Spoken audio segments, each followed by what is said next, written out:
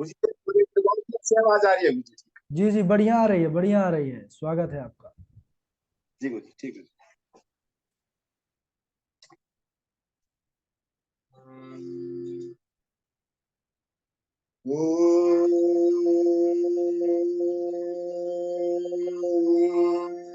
स्वस्ति श्री गणेशाय नमः। अस्मद् गुरुभ्यो नमः। अस्मद् परम गुरुभ्यो नमः। अस्मद् सर्व गुरुभ्यो नमः।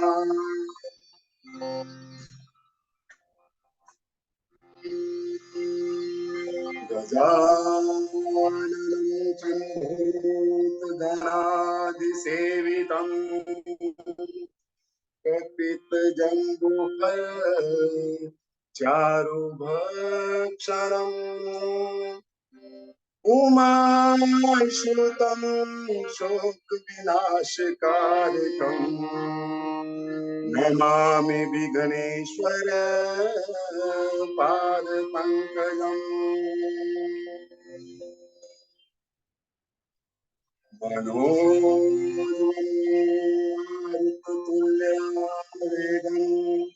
जितेन्द्रियं बुद्धिमतां वरिष्ठं वातात्मजं वानरयुतं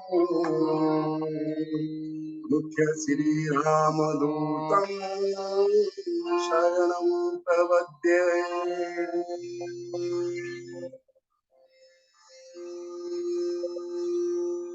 मङ्गलं भगवान् शम्भो मङ्गलं वृषभध्वजा मङ्गलं पार्वती नाथो मङ्गलाय तनो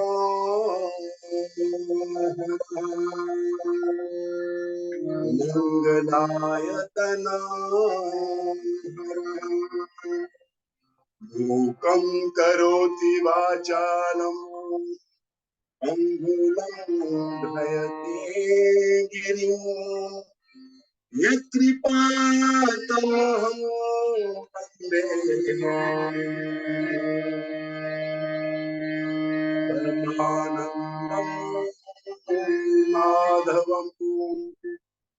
नारायणं नमस्कृत्य नरं चैव नरोत्तमं देवी सरस्वती व्यासं ततो जयमुदीरयेत्।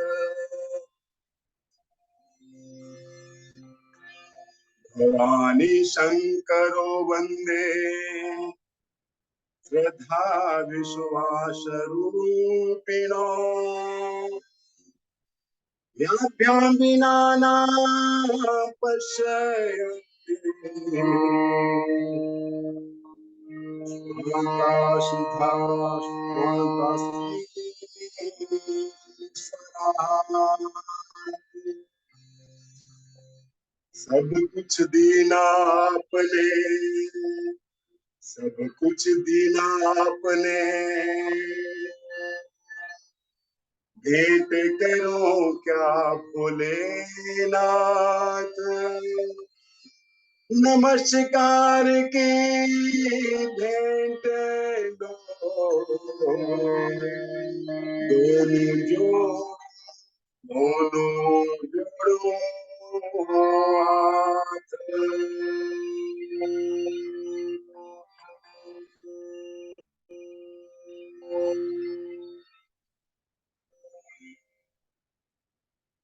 परम मंगलमय परात पर अखिलेश्वर करुणा वर्णालय कारण करुणा करुणाकारक अचिंत कल्याण गुणगण निधान सर्वेश्वर सर्वाधिपति श्रेष्ठ प्रजावान सुखदाता संहार करता प्रथमादि गणों के स्वामी अष्टमूर्तियों वाले देवों के देव महादेव जो त्रिनेत्रधारी हैं, नाशक पंचोत्पादक विश्वेश्वर मंगल करता श्री श्याम सदा शिवाय के चरणों में इस दास का वारंवार नमन वंदन प्रणाम। उनकी आराध्य शक्ति मां जगदम्बा पार्वती के चरणों में कोटि कोटि नमन कोटि कोटि प्रणाम। समस्त भूतादिक सिया राम माया सब जग जानी सिया राम माया सब जग जानी करहूं प्रणाम जोग जोग पाने सिया राम सब जग जाने करहूं प्रणाम जोग जोग पाने करहूं प्रणाम जोग जोग पाने। सब उपस्थित भगवत भक्त शिव कथानुरागी सज्जनों भक्तिमयी मातृशक्ति देवतुल्य भाइयों, प्रथम गुरु जी के चरणों में बार बार वंदन नमन। आज मैं भगवान शिव की कथा का वर्णन करने जा रहा हूं। नारद जी ने ब्रह्मा जी से प्रश्न किया कि हे प्रभु, मैंने अनेक कथाएं आपसे सुनी है, लेकिन इतनी कथा सुनने के बाद भी मेरा मन जो है अभी भरा नहीं है। क्या कहते हैं? कहते हैं कि पूर्णाशा संक्रैश्चैव यो रुद्रो वर्णता पुरा विधे त्वया महेशान कैलास नीलयो वशी। क्या कहा कि देखो हे प्रभु, भगवान शिव की कथा ही ऐसी है कि इसको जितनी बार भी सुनो परम आनंद देने वाली है।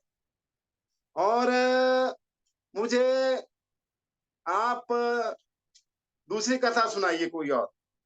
तो ब्रह्मा जी कहते हैं कि देखिए सुनो, क्या कहा ब्रह्मा जी ने कि श्रेणुतात मुनि श्रेष्ठ कथ्यामि कथाम शुभाम या श्रुत्वा सफलम जन्म भविष्यति न संशया। देखिए भगवान शिव की जो कथा है ना, ये कथा ही ऐसी है कि इसको सुन करके है मंगल करने वाली है, और इसको सुन करके जो है वो जन्म सब हो जाता है, इसमें कोई संशय नहीं है। अब कथाती है कि पुराने समय की बात है। ब्रह्मा जी कहते हैं कि देखिए जब संध्या नामक जो पुत्री जो है जो पैदा हुई, तो पैदा होने के बाद क्या हुआ कि ब्रह्मा जी कहते हैं कि "हे पुत्र नारद, मैं कामवश उस अपनी पुत्री के ऊपर जो है कुदृष्टि, या अर्थात मैं उसी पर जो है कामदेव से पीड़ित हो गया मैं। और ऐसे मन में मेरे बहुत विचार जो है वो गलत आ गए।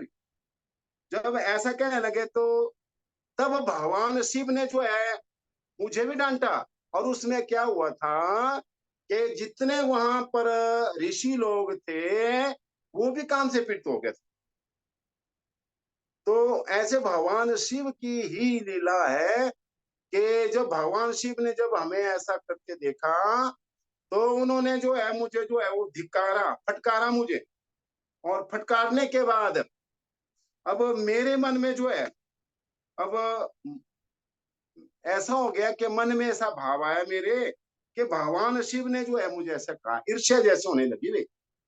और मैंने क्या किया कि मन में जो है कई प्रकार के, जो ब्रह्मा जी कहते हैं कि मन में कई विचार आने लगे।